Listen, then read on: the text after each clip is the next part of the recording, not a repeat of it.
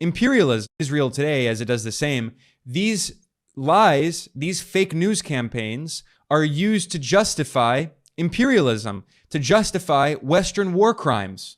All they are is the 21st century version of Orientalism. We're supposed to believe that these Arab fighters resisting colonialism by the Western powers are all barbarians and they're animals, and they're justifying the US atrocities, the Israeli atrocities, the atrocities by other NATO powers that are in these neo-colonial wars. That's what these are. They are neo-colonial wars, and Israel has always been engaged in a project of settler colonialism since its origins in European colonialism.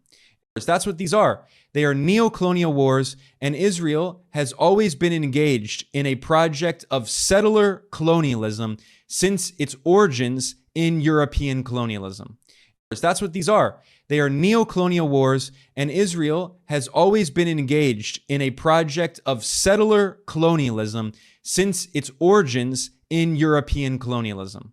And what's so sad is this propaganda is very effective at essentially brainwashing people so they support the war crimes committed by Israel and other Western governments. And of course, Israel is part of the extended West as a political construct. It's rooted in Western colonialism. And as an example of this, the Hollywood actress Jamie Lee Curtis published on Instagram a photo of children looking up in terror at the skies. And she wrote, "Terror from the skies," and put an Israeli flag.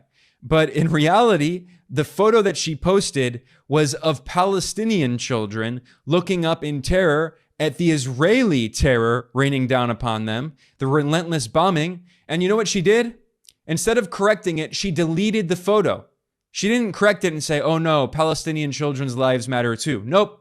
This is the dehumanization of Palestinians. This is how complete it is, where you're not allowed to see Palestinian children in fear of being bombed by Israel, which of course is supported to the hilt by the US. The US government gives the Israeli military $3.8 billion in military aid every single year, and yet that's not enough according to these Western warmongers.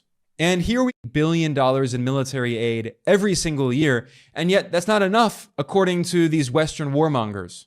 And here we can see how absurd it is that some people have tried to portray the so-called populists in the US Republican Party as anti-war. These far-right extremists are not anti-war. They love war when it comes to waging war on the Palestinian people. They love war when it comes to waging war on Iran.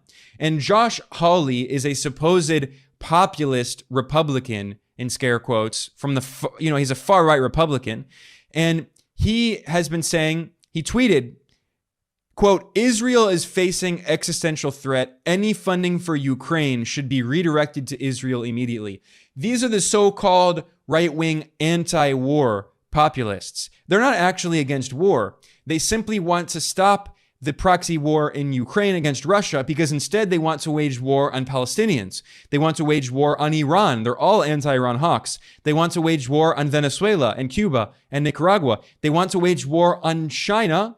And by the way, many of them are calling for invading Mexico and waging war on Mexico.